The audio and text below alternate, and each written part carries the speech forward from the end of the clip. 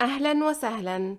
A very warm welcome or welcome back to Learn Arabic.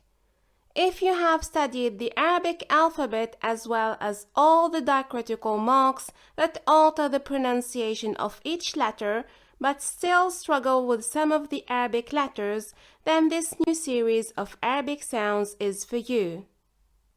Not to mention that by mastering the Arabic letters, we will also hopefully be able to put an end to the illusion that the Arabic language has a large number of sounds that don't exist in English. In order to achieve that, you will begin this new series by a brief introduction to the Arabic sounds as well as an overview of the anatomy of speech production. This will help us tell apart the most confusing letters such as ha and ha, as well as locating the articulation point of the most unique and challenging letters such as Dod and Ain. Sounds exciting, isn't it? So what are we waiting for? Let's delve in, shall we? Right.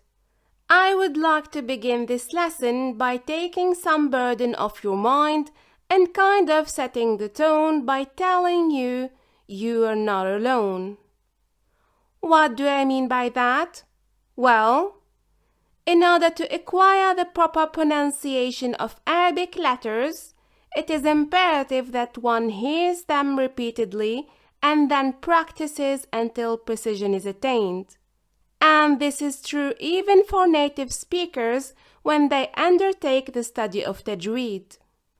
For those of you who are wondering what tajweed is, we can simply describe this science as a set of rules governing the way in which words of the Quran, which is the holy book of Islam, should be pronounced during its recitation. Now, the reason why even native Arabic speakers need this training is, since modern dialects have deviated from the pure classical Arabic, and since some letters have taken on different pronunciations in everyday speech, this training, or let's call it speech therapy, has become unavoidable. Therefore, feel relieved. We are all on the same boat. Okay, with that in mind, let's move on to analyzing the Arabic sounds. A quick disclaimer here. This is not a tajweed course by no stretch of the imagination. However, we will refer back to this science if need be to give those of you who are not familiar with Arabic letters a simple method to locate the articulation point of the new or the challenging letters. Right. When people listen to an Arabic speaker for the very first time, they may fall under the illusion that the Arabic language has so many sounds that don't exist in English, and that it is going to be extremely difficult to speak this new language. But like I said, this is only an illusion. In fact, the Arabic alphabet consists of 29 letters, most of which have English equivalents. So here we have all the Arabic letters. Let's kind of rewind. Since alif by itself doesn't have a specific sound, 29 will become 28. That's on one hand. On the other hand, if you are an English speaker, out of these 28 letters / sounds, 15 will have familiar sounds and equivalent alphabets. Please don't worry about the pronunciation. We will provide you with as many examples as possible down the line. This is only an introduction. Also, if you want to hear the pronunciation of the Arabic alphabet with and without the short vowels, please refer back to the lessons posted on our second channel. The links are on the screen as well as on the description box. So again, if you are an English speaker, 15 of the Arabic letters will have familiar sounds and equivalent English letters. And 4 will have familiar sounds with no equivalent alphabet. From right to left, Hamza sounds just like the glottal stop. The letter Tha sounds like the combination of the letters T and H in the word bath, while the letter Dal sounds like the combination of the same two letters but in the demonstrative determiner, these. And finally, the letter Shin sounds like the combination of the letters S and H in the personal pronoun she. So again, 4 of the Arabic letters will have familiar sounds with no equivalent letters in English. Moving on. 3 more are going to be slightly modified versions of familiar sounds. Listen up, please. From right to left, it should be a second nature at this stage. صمت, طمع, ظل. One more time. صمت, طمع, ظل. As you can hear, these letters sound like a modified version of the letters Sin, Ta, and Dal. Sin, Sad, Ta, Ta, Dal, Da. Sin, Sad, Ta, Ta, Dal, Da.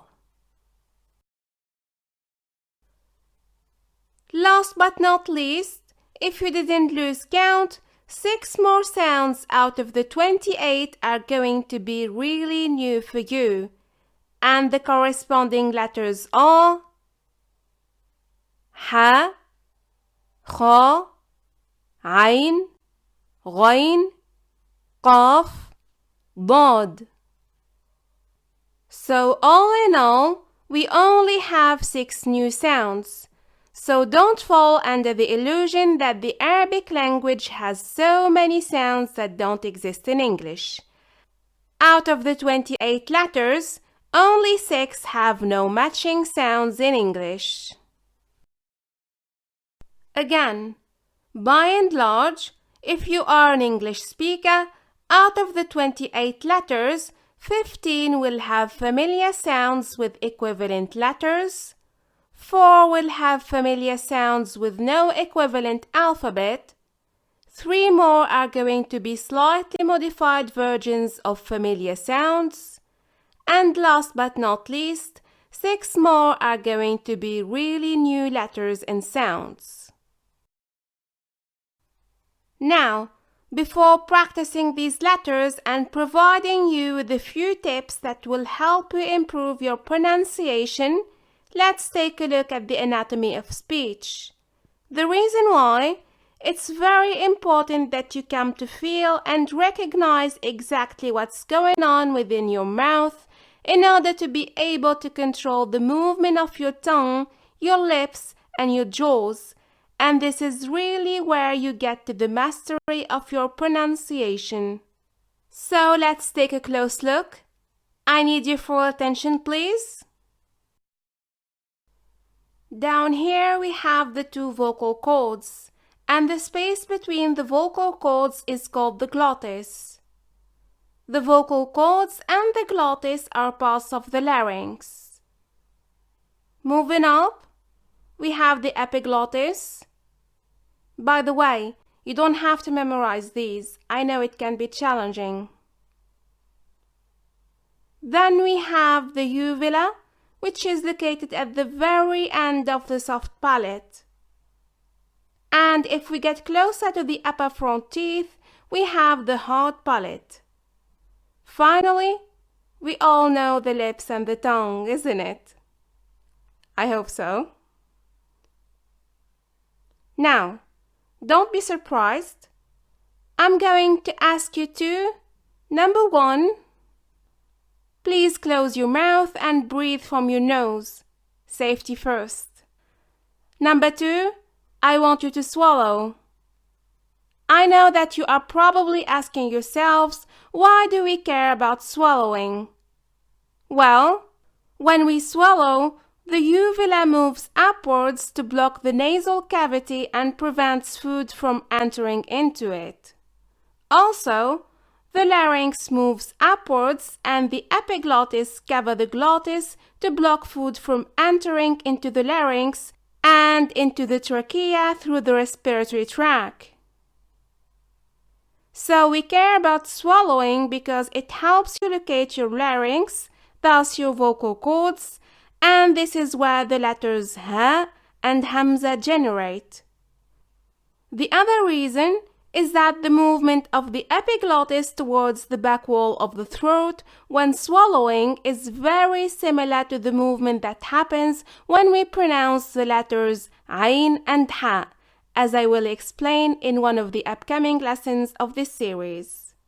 Now, if we manage to locate and master the pronunciation of the letters Hamza, Ha, Ha, and Ain, then we are all set, since the rest will be a piece of cake compared to this part. That's the good news, isn't it? Now, before ending this lesson, it is critically important to get the foundation right. Therefore, we will locate the letter Hamza, which will serve as a reference point for what's coming. Consider it as a gateway to the next lesson about the most difficult couple to tell apart from an English speaker perspective, and that is the famous couple Ha and Ha. Right, so the letter Hamza. Another reason we are starting with this letter is that Hamza is a universal sound that you are probably using without being aware of it. In fact, Hamza is nothing but the famous glottal stop that we all heard about at least once. But even if you didn't, don't worry, we've got your back. Actually, you can easily achieve it yourself by saying, uh-oh, uh-oh. Couldn't be easier, isn't it?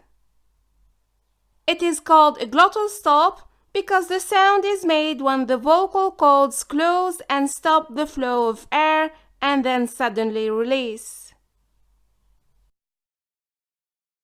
Now, if you are listening on background, I really need you to come and look at your screen. There is no other way.